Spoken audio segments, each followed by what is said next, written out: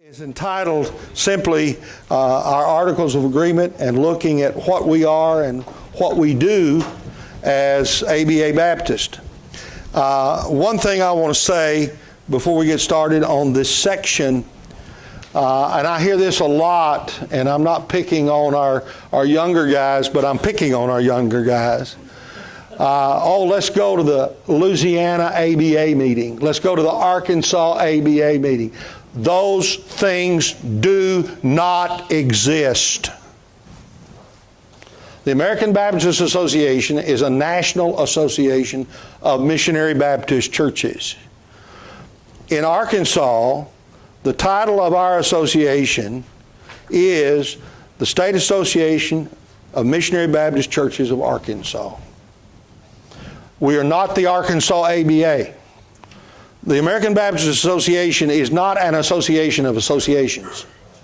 It is an association of churches. So when we meet, we do not have a meeting of the churches. We have a meeting of the messengers of the churches of the American Baptist Association. Now, the church I pastor is a member locally of the Saline Association, of the State Association of Missionary Baptist Churches of Arkansas, and of the American Baptist Association. We are the members of three separate associations.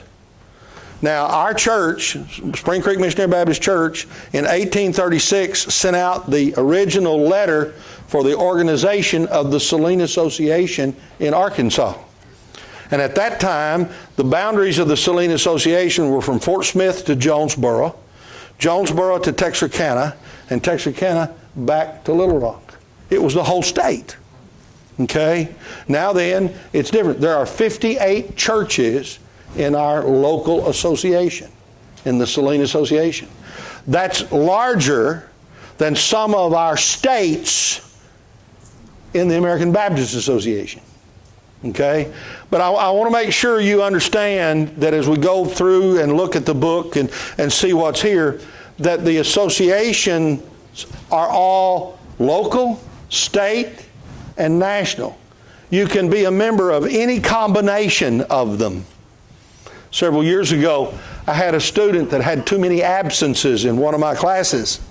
And he said, I want a project so that I can make up what I need to for the class. And I said, okay, you go through all the local minute books in Arkansas that's in our library, and you get an Arkansas map, and you get colored pens, and you put a different color pen for each association, and you put them on the map so we can see where all of these are. It's an interesting project. When it was over, he said, I better get an A. And I said, well, I don't think you get to determine that. And I said, first of all, because you missed too many days, there's a letter grade reduction to begin with. Oh, no. He said, then I better get an A+.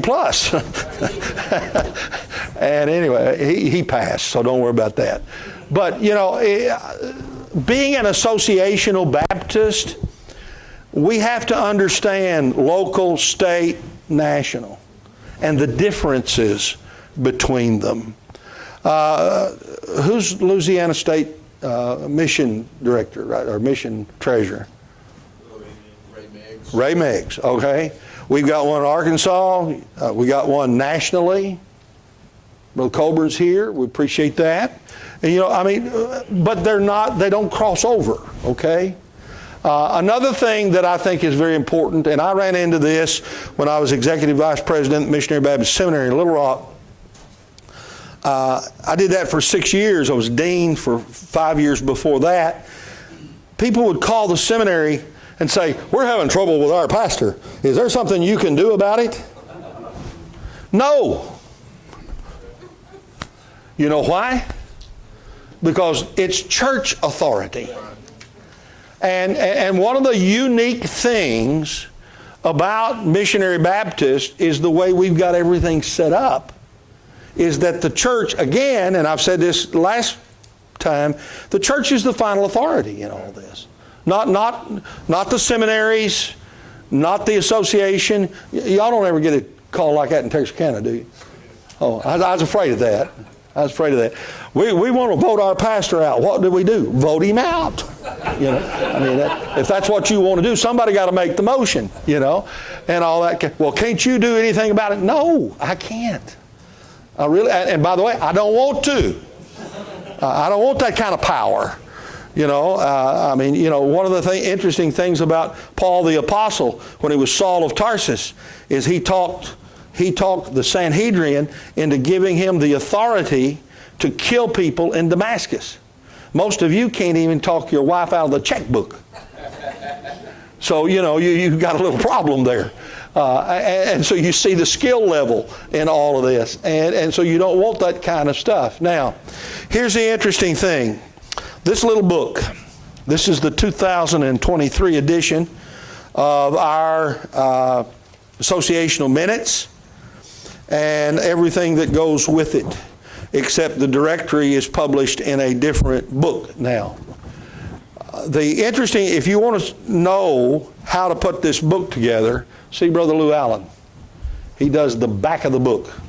When he took over from me as clerk, I had done the back of the book. I took over from Brother Clements, and he did the back of the book. Brother Mike Yoho does the front of the book. If you don't like the way the book looks, let us elect you, and you can change whatever you want to change in here. By the way, do y'all know how many Baptists it takes to change a light bulb in the church building? You can't change it. It was donated. That's right. There's a little plaque right up by the fixture. Donated by. See, what makes that funny is y'all don't know what I'm talking about. Every one of us, okay? Now, the American Baptist Association that started in 1924 is getting ready in 2026 to have its 100th session. We did not have a session in 1945 because of World War II, and we did not have a session in 2020 because of COVID. Those are the only two sessions that we were going to have it in 2024 or 2025, but with COVID we moved it to 2026 because we wanted it to be the 100th session of that. Now, in this book, we're going to look at some technical things, but I want to show you some things that I think are very important that's in the book every year. Look on page 12 and 13, 14 and 15. Here's the history that's in this book right here. These are the places that they've met. These are the presidents of the association.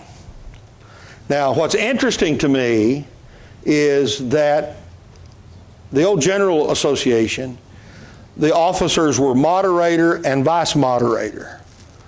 But when the ABA came along, they changed it to president and vice president.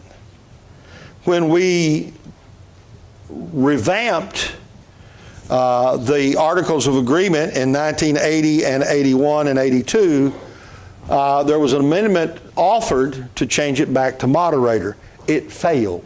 I've always thought that was interesting. That we on local level, state level, it's moderator. You were moderator of Arkansas State Association. You were never president. All right? You're vice president of the ABA. Okay? And by the way, those offices exist 3 days a year. All right? If anybody in here thinks these offices have power, please don't run for the office. They have no power. The only thing the president of the ABA gets over and above everything else is his room paid for when he moderates. All right? You don't even get mileage. Brother Justin gets mileage to go. The president, he just gets his room paid for. I mean, that's it. That's all you say, well, what about your meals? Nope. You don't. You get to choose the meal for the officers' luncheon, and then your church gets to pay for it. So, I mean, it's one of those. I mean, I'm just telling you from experience, there is no power in these offices. And personally, I'm rather glad it's that way. We don't need any power. And somebody asked me one time, said, can you speak for the ABA? I said, you've never been to a meeting, have you? No, you can't speak for nobody can speak for the ABA. Brother Glover got the closest of speaking for the ABA ever, but you really can't do it. But if you look at these places that they meet, do you see the diversity of it? The men, most of the men serve 2-year terms. Brother Glover served a little longer than that. I had the privilege of serving 3 years because we didn't have the meeting in 2020 because of COVID. And so it's quite interesting. Then on page 14 and 15, you see the various men over the years that have served as recording secretaries, business manager, now CEO. Everybody always wants to know why we changed that to CEO, and it's because of the contractual business that we do with companies, and because we are a nonprofit corporation, we had to have somebody in charge, and many of these companies would not open accounts for us because we only had a manager, not somebody in charge.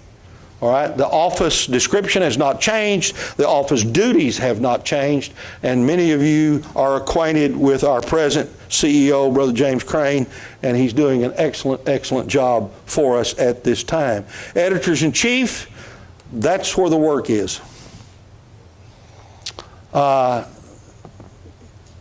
Writing for the American Baptist Association, Sunday school literature.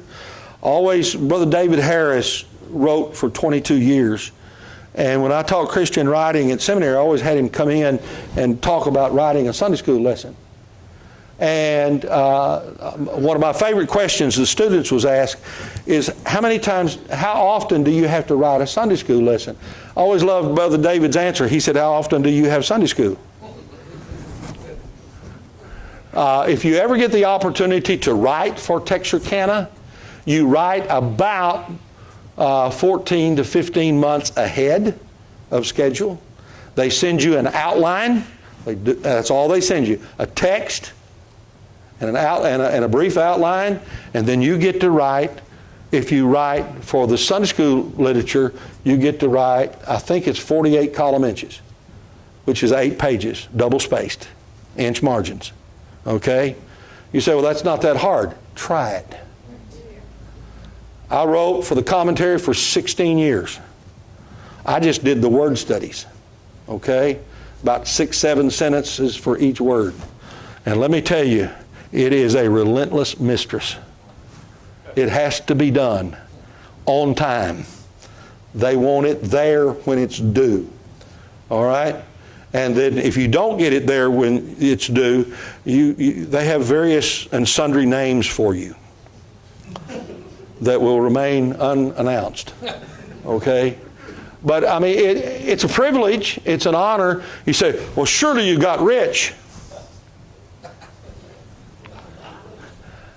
I wrote 13 word studies, 6 to 7 words for 16 years, and the most money I ever made for a quarter was $400. So you're not going to get rich writing for the ABA. Some of you students, somewhere along the line, you will be talked to by Brother Clements or somebody to see if you are willing to write. Because where we get writers is from our pastors. And by the way, just this is for free.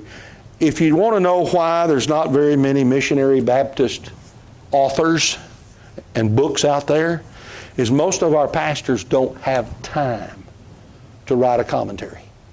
The commentaries y'all have done here that are now completed, that Brother Lou Allen helped edit and do all that, that's probably the first major part of writing.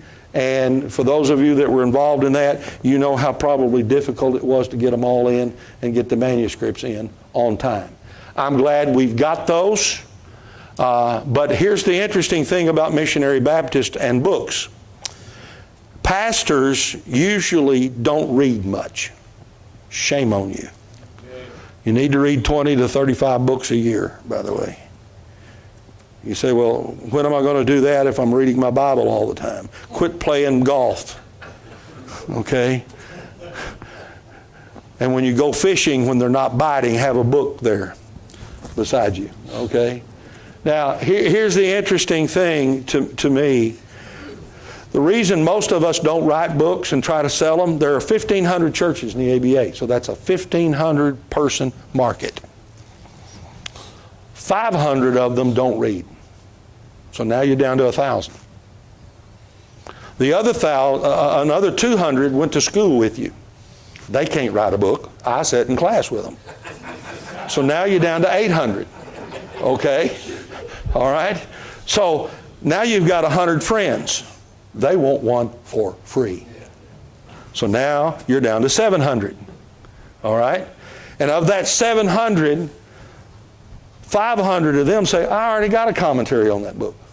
I don't need one. Now you're down to 200. Now that's why Texarkana won't print your book. You're only going to sell 200. And that's not enough to pay for the paper. That's the cynical side of it, okay? But if you have the desire to write, please do so. It's very important because part of our responsibility as an association is to produce literature. And by the way, we do. One of the things that I want you aware of in our literature business is that our Sunday school and children's literature, teenage literature is always undergoing improvements.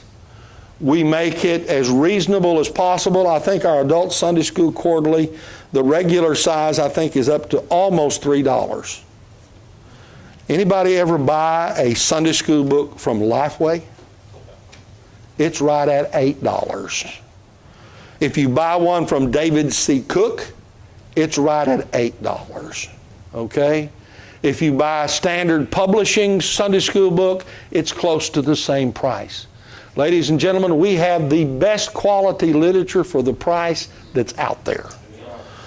If your church doesn't use our literature, plead with them to do so, because it's biblically sound. You don't have to explain why universal church is in Matthew 16 when you go through Matthew. You don't have to explain why sprinkling for baptism is allowed when you go through Acts. You don't have to explain that the church began at Pentecost with all these other literatures.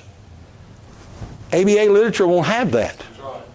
Now, if you're thinking about writing, let me give you a piece of advice my English teacher in seminary gave me. I turned in my first article to the Searchlight when I was a sophomore. And they wanted me to write this article. I wrote it. She gave it back to me, and it's bathed in red. Okay? Now, y'all's teachers use red pens? Oh, isn't that a wonderful thing to get one that doesn't have any red on it? You know, but anyway, so Miss Jones told me, she said, Terry, she said, you're a pretty good writer. You're going to get better. But she said, I'm an editor. I said, first off, she said, you've never met a comma that you like. The second thing, active, passive needs to be consistent. The third thing is you can't go from first to second to third person in the same sentence. Said, you just can't do that. Okay. So she corrected all that. She said, I'm an editor. If you will let me edit and park your ego, she said, I'll make you a better writer. I've done that ever since. When I turn in an article to the Searchlight, when I turn in an article to something to Texarkana, they edit it. I don't. That's their job. Okay? And we have very good people doing that. But part of our responsibility as an association is to write literature and to keep it as inexpensive as we possibly can for our churches. Now, one of the things that also happens with the ABA, and I alluded to this earlier, I want to talk a little bit more about it, and that is missions. Again, it's churches who send out missionaries. But in this book, we have a whole list of missionaries that we send all over the world. And we have a missionary committee. 25, isn't it, Brother Justin? 25 men from all over the United States that serve on this mission committee. They serve as promoters of our mission work. They serve to collect information for us when churches in that area get ready to send out a missionary, if there's any question about that. Well, they have 2 meetings a year. They have a pre-associational meeting in May. And by the way, they do not choose and dispose of who's recommended. They talk about, are there going to be any problems at the meeting with some of these people? And sometimes there are, because sometimes we don't know these people. I'm sorry, we don't. And another wonderful joy of associated work is if we go to the associations and we meet people. All right? You don't stand out in the hall and talk all night. But you come into the meetings and you meet people and you go around to the booths and all that. Then, for instance, if somebody is sponsoring a missionary in California and I don't know the man and I might have some questions, guess who I call? The people in California that I know. I mean, it hadn't been 3 months till I called a friend of mine in Arkansas because somebody was going to California in view of a call, and I was asked, did I know that man? I did not. I called somebody that knew the man. But I called a friend so I could find out what I needed to know because I wanted to give an informed answer. I didn't just want to pop off and say, well, no, you know. But you said, well, why would you do that? Because churches don't deserve to be divided because a pastor's got an ego out of whack or anything like that, or he's got scandal in his life. You know, for years, pastors who had a scandal in Arkansas, Louisiana went to California because nobody knew them out there. You can start all over. Well, with modern communications, that's not quite as easy and quite as simple. All right? So that's another one of those interesting little benefits of associated work. But missions. We pay missionaries. We pay them on a sliding scale. And that's a relatively new thing. Okay? You say, well, why do you do that? Because years ago, in the early 70s and 80s, when I first started going to the ABA, we had missionaries who had been on the field for 20 years. Still didn't have a church. Not only that, we had missionaries in certain places that were running 15 to 20 in their church, and they were all their relatives. And that's when we passed the rule that you've got to have, if you're still a mission, you can't sponsor yourself, because we had a lot of missionaries sponsoring themselves. And then one of my favorite things that comes up in mission work from time to time is the guy who's only on designated funds. Okay? And you get his report, and down at the bottom, it's never added up. And then you say, And so you sit there with your adding machine and you add it up. And this happened to me in 1978. I added up a missionary's salary. The little church I was pastoring supported him $100 a month. So I added up, and this is 1978. He was making $15,000 a month. In 1978, we cut off his support. You say, well, that's mean. No, we sent it to somebody needed it. Guys, $15,000 a month, not a bad salary today, let alone 1978. In 1978, I was making $2.25 an hour working for Gordon Jewelry. You know, I mean, goodness, $15,000? You say, well, you know, but yet again, associated work, some of this was exposed in St. Louis in 1975. We had 2 missionaries that had 4 sponsoring churches, Brother Justin. One for their orphanage, one for them, one for their seminary, and one for their school. Their kindergarten through 12th grade school. 4 different churches sponsoring the same missionary and his family, and they were making $28,000 a year. When this came out, guess who was no longer an endorsed ABA missionary? Now, their churches kept supporting them, but their support kind of went down. Can you imagine that? You say, well, that's kind of cruel. No, it's not. It's not cruel for churches to be good stewards of the Lord's money. Because we're given that money. We have to be good stewards. You do not want a church treasurer who thinks the money's his. But you don't want a secretary treasurer of missions. You don't want a business manager. You don't want anybody involved in our extra work thinking the money's theirs. Now, they handle a lot of money, but it's not theirs. And I think it's very important that we understand that as an association and as a group of people. Now, our association is governed by articles of agreement and a mission policy. If you look in your book, I believe, I'm trying to find it. I had an ID10T error last night. And I left my book that was all marked up on my desk. Y'all know what an ID10T error is? Well, good. I'm glad somebody does. If you don't know what it is, just write it out on a piece of paper and you'll see. Page 132. With faith in God and unquestioning acceptance of the Bible as the Word of God and earnest prayers for the blessings of God, we offer all Missionary Baptist Churches of Christ the following articles of agreement. Now you might say, wait a minute, we got Churches of Christ there. We're not Carmelites. What are we going on? What's going on here? The reason that's in there is in the 1820s when the Church of Christ got its start in the United States, Baptist churches were always known as Missionary Baptist or Baptist Churches of Christ. They stole the name. Okay?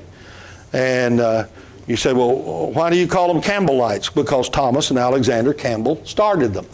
By the way, there are two different kinds of Campbellites. There's single humps and double humps. Okay? I know it's horrible. But let me tell you something, it relaxes everybody a little bit, you know. The object of our association, to encourage cooperation and Christian activity among the churches, to promote interest in and encourage missions on a New Testament basis among all people, to stimulate interest in Christian literature and general benevolence. Isn't that a great object? It's stated so very clearly. We're not in the entertainment business. What we are in is the business of promoting the churches. Now, it also says here that we have all these things within the meaning of the Section 501c3 of the Internal Revenue Code of 1954. I forget that's there.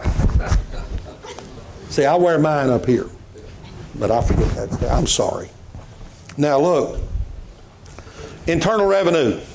Oh, they're great people, aren't they? You know, it's nice to live in a country where you pay 48% of your income to taxes of some form. They tax you when you earn it, they tax you when you die, they tax you when you spend it, and they tax you when you pay for your house every month, and then when you finally pay your house off, they still tax you. So, I mean, it's a wonderful country. I haven't voted for a tax increase in 40 years and don't intend to. And that's if y'all want to know my political feelings, I'm a little to the right of Genghis Khan.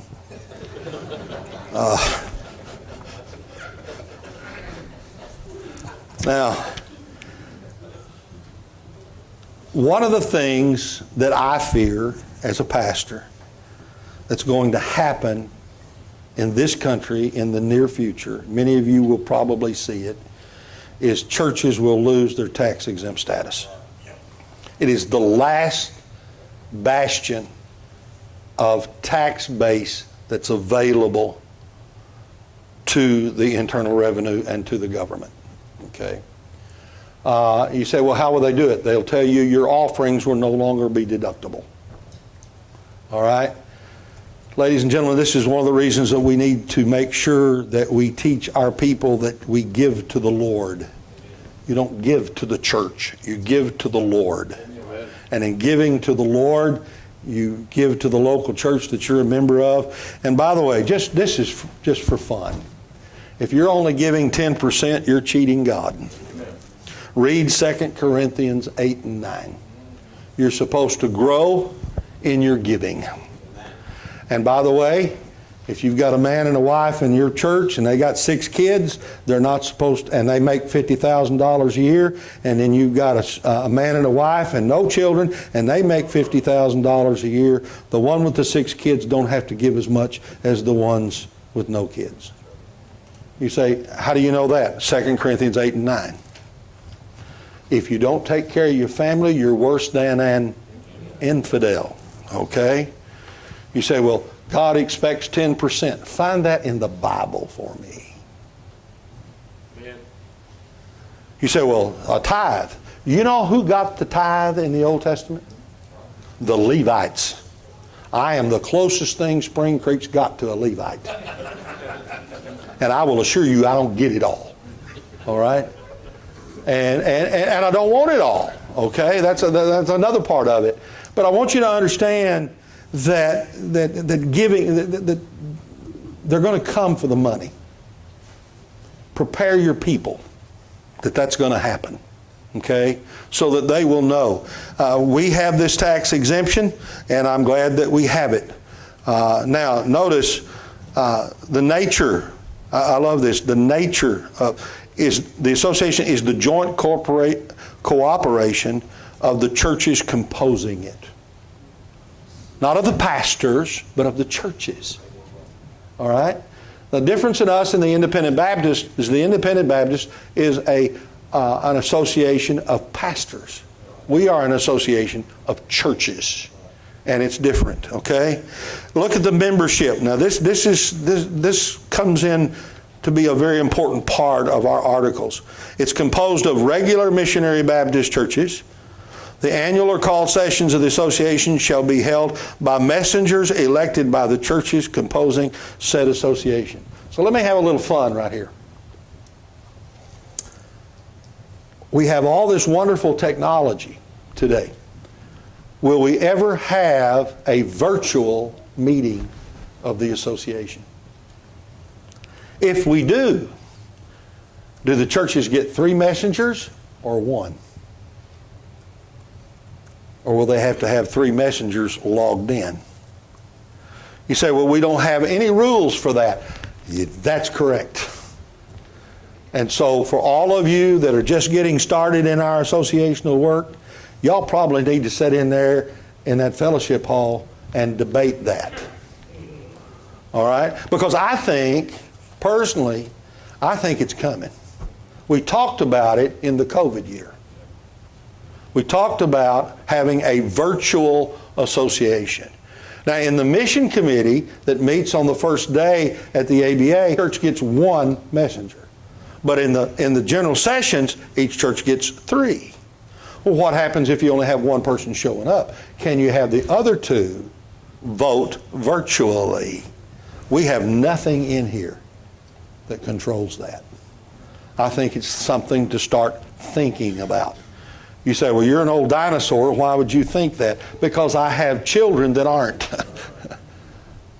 All right? My daughter, for a long time, was the marketing director for the American Bankers Association. All right? She worked for the ABA, and I worked for the ABA same year. 2 different ABAs, but it was fun. But anyway, in the COVID year, they did all of their certifications for bankers, which they have to do pretty regularly. She did a 15,000 person virtual meeting and put it all together and had a way they could vote and a way they could participate. I'm saying that stuff's out there, okay? And I know, and you say, well, why are you talking about this? Because I think this is one of those things that's going to come up in our associated work sooner or later.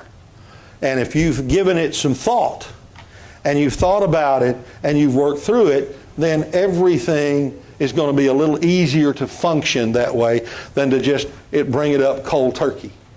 You know, one of the most amazing things that happens to me, and I've watched it over the years, that happens at American Baptist associations. If you want to bring up something controversial, wait till Thursday afternoon. You say, why? Because there's about a third of the people there that was there Tuesday night. Okay? And so you can bring it up, and somebody says, I think this is a good idea. And so, okay. So we vote for it. And we find out halfway home, it wasn't a good idea. You know, but we just did it because everybody's wanting to go home. All right? So, I mean, this is the kind of things that this is why, ladies and gentlemen, when we have officers, we want officers that understand these articles of agreement. We want officers who are not the nuts.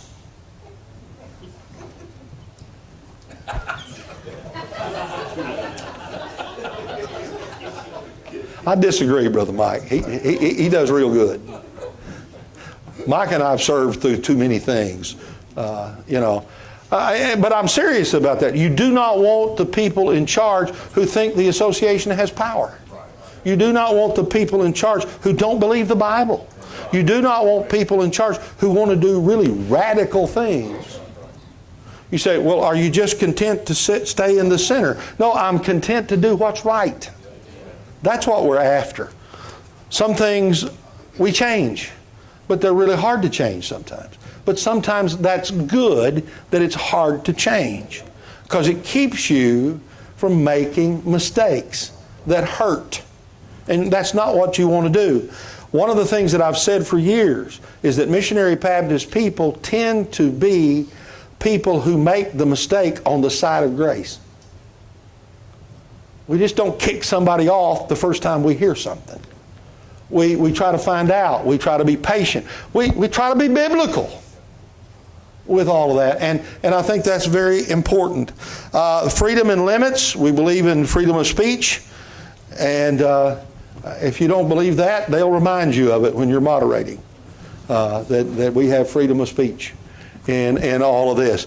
And one of the things that's always interesting to me is when somebody in the middle of a debate stands up and calls the question. And if you don't know what that means parliamentarily, it means we got to vote right now. Okay?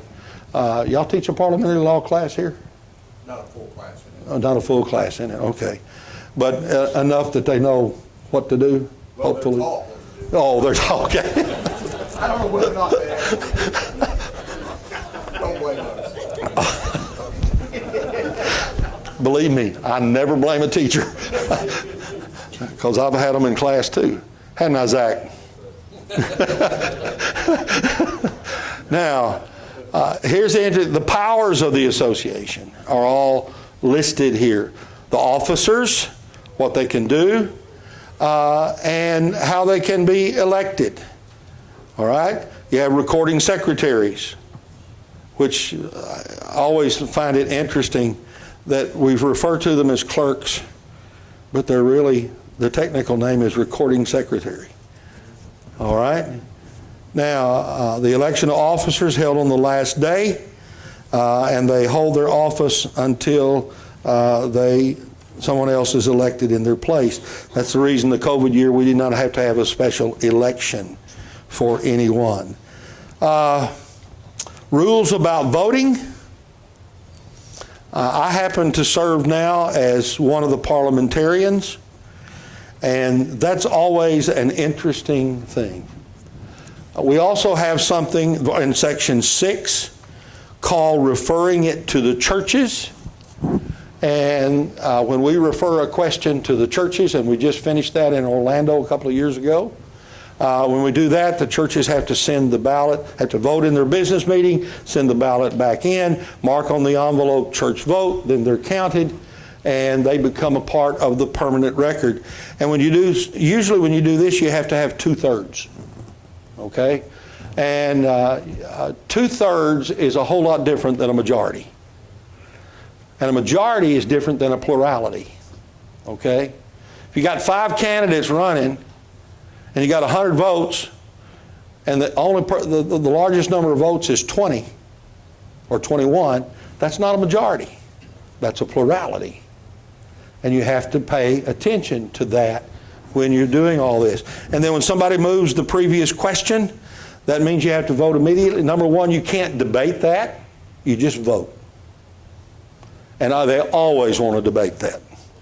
They always want to know what it means. And you have to tell them it means we're voting to vote. And then everybody looks at you cross-eyed like you've just lost it right there. And everything. And that happens from time to time. And the reason it normally happens is people are tired of the debate. Now here's the interesting thing to me that I think makes our association very unique. And that is that we take these votes and we debate these issues, and a lot of times the issue doesn't mean that we don't like each other. It simply means we don't agree about this issue. All right? And we have to learn to separate the two. I may not be mad at someone because I vote against it. I just don't feel like that's what we need to do at this time. All right? And I think it's very important that we all understand that when we vote, it's not a personal issue. It's an issue of principle. All right? And when we have that issue of principle and it's there, and we vote that way, still go out to eat with your wife, even though she voted differently than you did. All right? But I see that from time to time where people get angry at each other. Don't let that happen to you. Remember, we're brethren. We're brothers and sisters in Christ. And so that's a very, very important part of what we do. The other issues is we have a secretary, treasurer of missions, who also serves as the treasurer of the association. Have they combined those? Have they? Or is it, they're not separate anymore? That's what I thought. The treasurer of the association handles all the money that comes into the association. Now, you say, what are you talking about? Church goes out of business, and they sell their property, and they send it to the association. They don't send it to the missions. They just send it to the associations. Then we have to dispense that with that. There's a legal part of all of that we have to follow. And most missionary Baptist churches don't know very much about that, but it's all in here.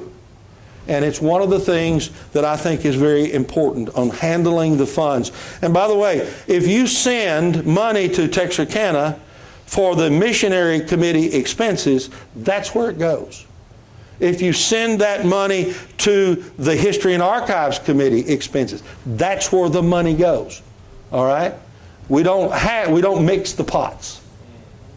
You want to get in trouble at the ABA, mix the pots. Okay? It's like at church. How come you spent the money for the youth fund for the senior adults? You know why missionary Baptist churches are hiring senior adult ministers these days? Because those were the first people who had youth ministers. Now you think about it. Youth ministers started in the 60s.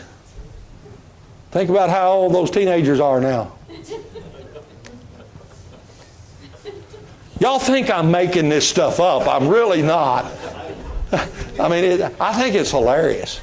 You know, all these baby boomers, they just got to be, and I'm a baby boomer. I mean, they just got to be taken care of. If you ever want to read the history of the United States through the baby boomers' eyes, there's an article that came out in Forbes magazine several years ago about the history of dockers. You know what dockers are? The pants that Levi makes. Okay? Y'all find that article and read it. You'll find it quite hilarious.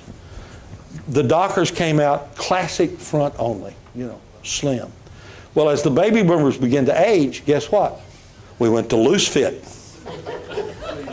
Then we pleated, and then we did the loose fit. And now then, we've got the stretch waistband. Okay? And once baby boomers turned 75, they came out with the non-stain. Now, if you're over 65, you understand why we have non-stained dockers. Again, y'all think I make all this stuff up. I really don't. Missionary committee. Great men serve. We talked about that a little bit. Sunday school committee. Brother Justin, who's missionary committee in this area? Okay. All right. Micah is Sunday school committee, right? I'm on the Sunday school committee. You represent Louisiana more than you do Arkansas. I represent Arkansas. I always get tickled when people say we need representatives from every state, but we need representatives according to the number of churches. Well, if that's the case, Arkansas gets 5, because we got 574 churches. But we don't do it that way, and I'm really glad we used to back in the 70s. History and Archives Committee. That's the committee that everybody leaves when they start giving their report. I mean, I'm on it. I know. I read the reports. I keep telling Brother Mike to kind of, say something interesting, and youth camp. Anybody ever been to Bog Springs, Pine Springs? Then you know exactly why we have a youth camp. And I'm glad we do. I started to preach at a youth camp. 1970. You around 1970? Yes, sir. Okay, I thought maybe. Whew. You wouldn't, I know. A lot of you wasn't around 1970. You were 2. I was 2. But I was around. Well, I'll quote President Reagan. I won't use your youth against you. Yeah. Thank you.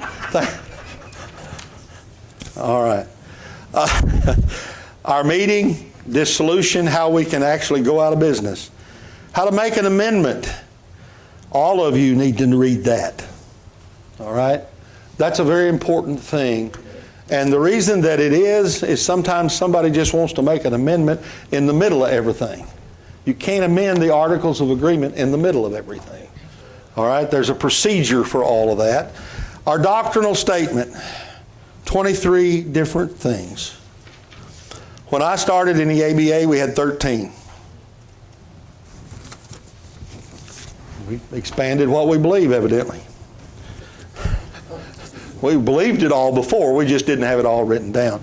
Many of these articles of agreement and the doctrinal statement were written after issues came up in our culture. Okay? The one on marriage, many of them didn't exist, and we didn't have to have these plain statements. And we have them now. And if you ever want to add a new one, there's that's the amendment. I mean, there's a procedure for doing all of that, and pay attention to that. And our articles, our doctrinal statements printed in all of our literature. So it's always available to you. Mission policy. Here's where we have lots of fun. All right? Our mission policy is written and is designed. What time do we finish? We'll finish up at 11:45. Okay, good.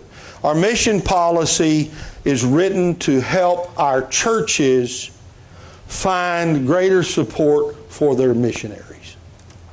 They send them, we endorse them, and there's rules for all of that. We have a missionary, we have interstate, foreign, national, missionary helper, missionary ministries. We have all of these types of things and different things. And this has allowed us to expand the reaches that we have and to be able to support people doing things that 40 years ago we couldn't. It would all have to have been designated funds. Okay? And the interesting thing to me about missionaries, wherever they serve, however they do, is I think it's very important that as pastors and leaders in our work, that we learn about the areas these people go to.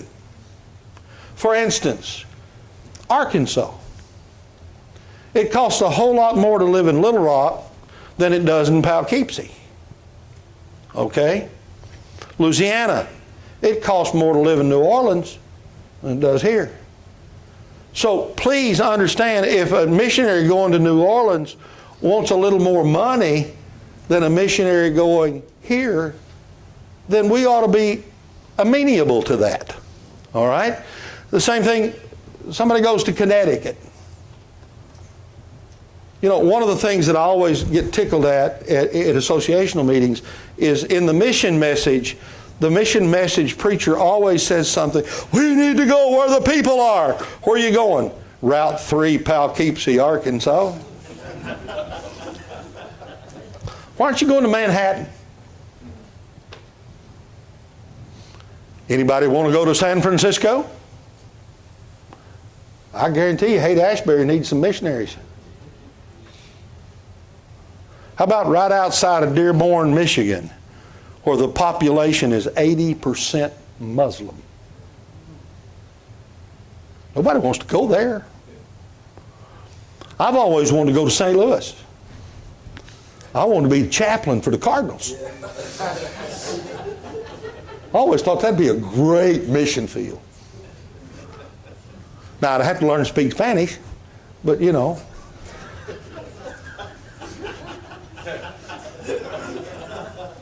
I'm old enough now, all my heroes are dying, okay? Bob Gibson's gone, Yogi Bear's gone, Lou Brock's gone. I mean, they're all gone. And every day, it seems like I read the sports page and one of my heroes are gone, you know. But they still got people up there. Now, what's interesting is we have 574 churches in Arkansas, and we have a population of 3 million. The St. Louis area has a population of right at 4.5 million, and we have 6 churches. You know how many we have in Manhattan? 0. How about Boston? Let's find us an Irish Catholic town to go to. We want to do mission work. Let's start looking outside of our normal box. We want to go do mission work where there's been 2 churches that's had a split so that we can get all of them that want to come somewhere else by letter. Is that church growth, or is that just reshuffling everything? Now, being a soul winner, well, that's an old term, isn't it? Being a soul winner. The person who tells people about Jesus Christ. Look at, and all of these categories that we've defined gives us more help.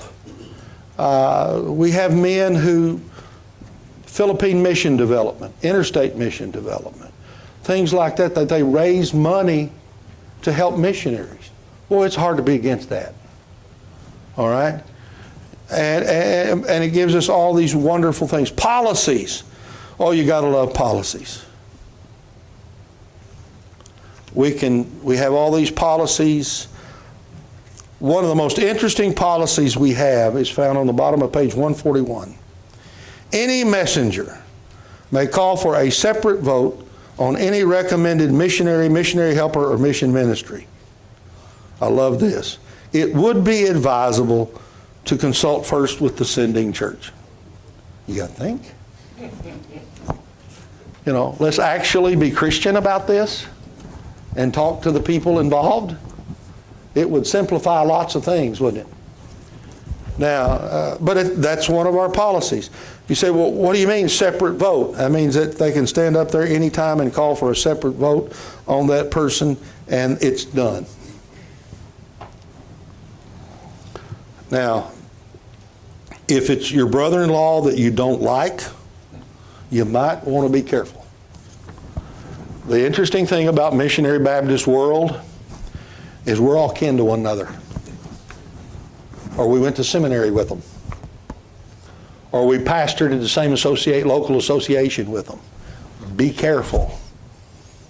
That means more than you think. Brother Greg, tell me something. Do you know Amanda Parrish? I do. Uh-huh.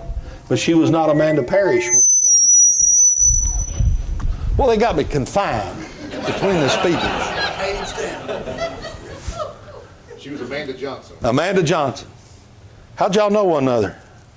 CAN Association. All right. Local association. That's my daughter-in-law, by the way. You don't think we don't know each other? We do. All right?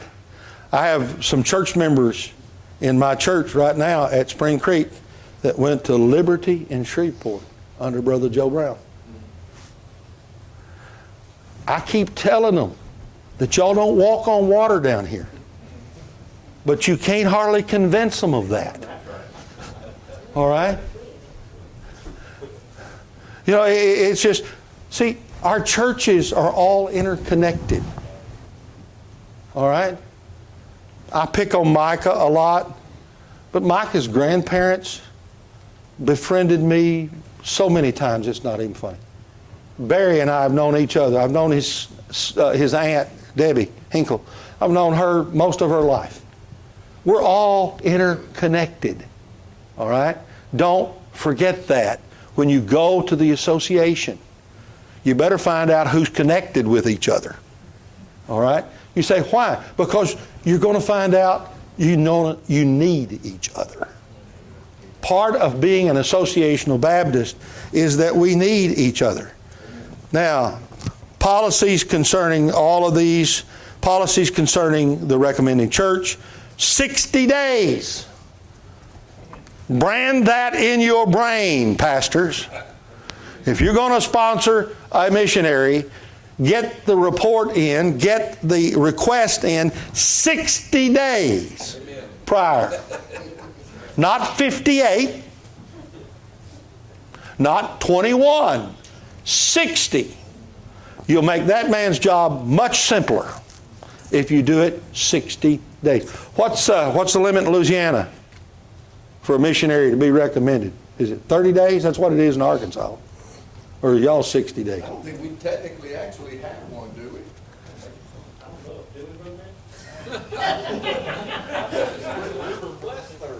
we? Okay, you request 30. Well, that's all we do is request 60. But it really makes things a lot easier if we do it 60 days ahead of time.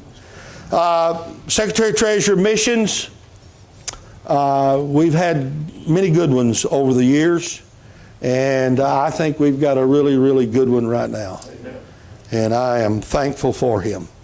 For those of you that don't know, after Brother Roger Stewart passed away so suddenly, Brother Justin stepped into an unenviable position.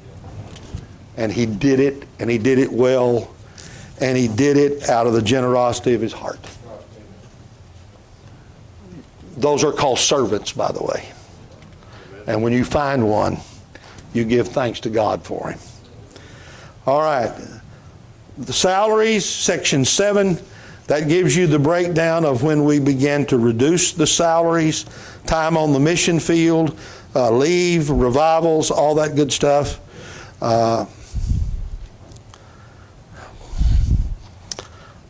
This is, I didn't reread this week. Do we still make them turn in money when they go preach a revival? Do they have to count it against their salary? I hate that rule. There's not a pastor in here that goes and preaches a revival that has to count it against his salary at church. But we make the missionaries do it.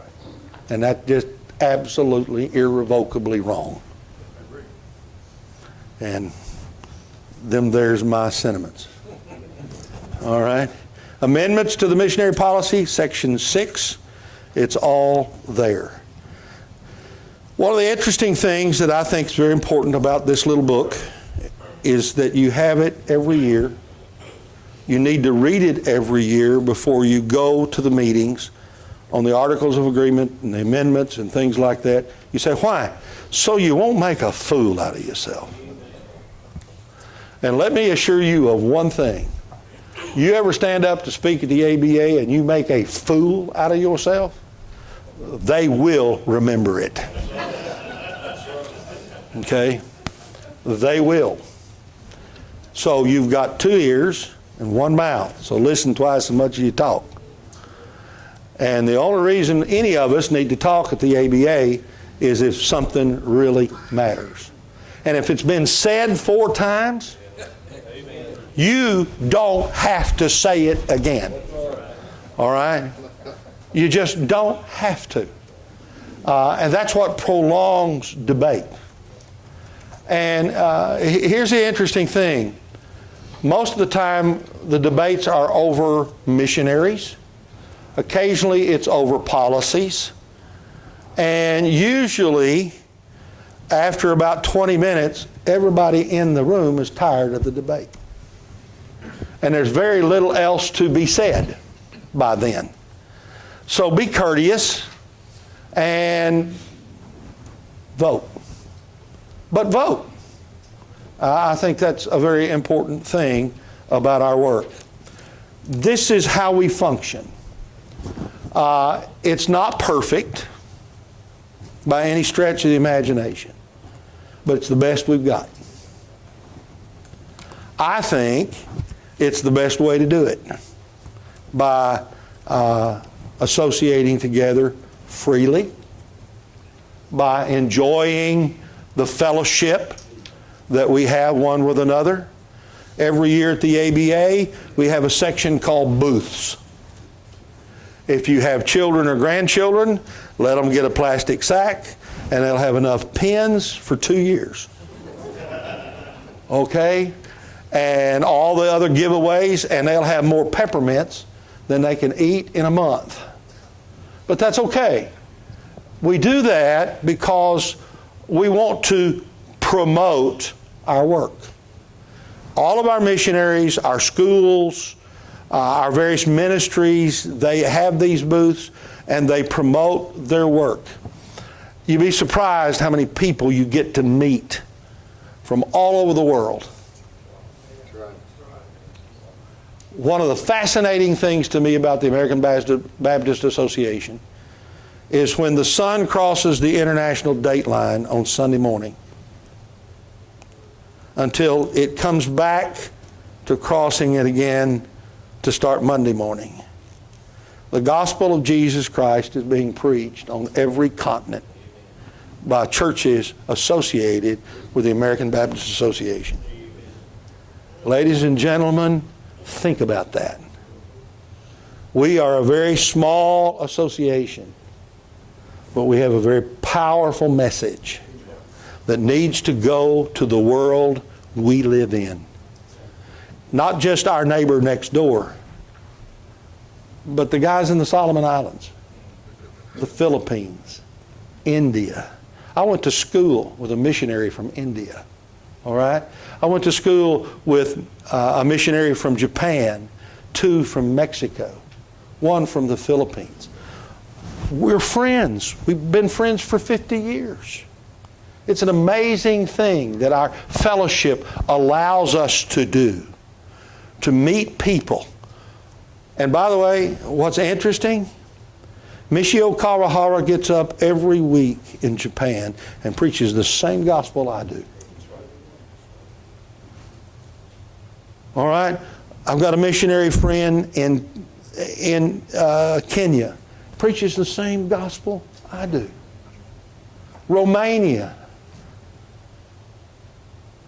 Those missionaries that Joe Morel trained in Lithuania preach the same gospel we preach.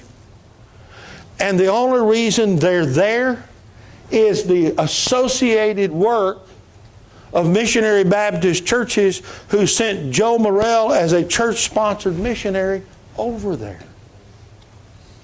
To think that we have, behind the former Iron Curtain, churches in Romania and Lithuania that are hearing the same message we hear on Sunday mornings.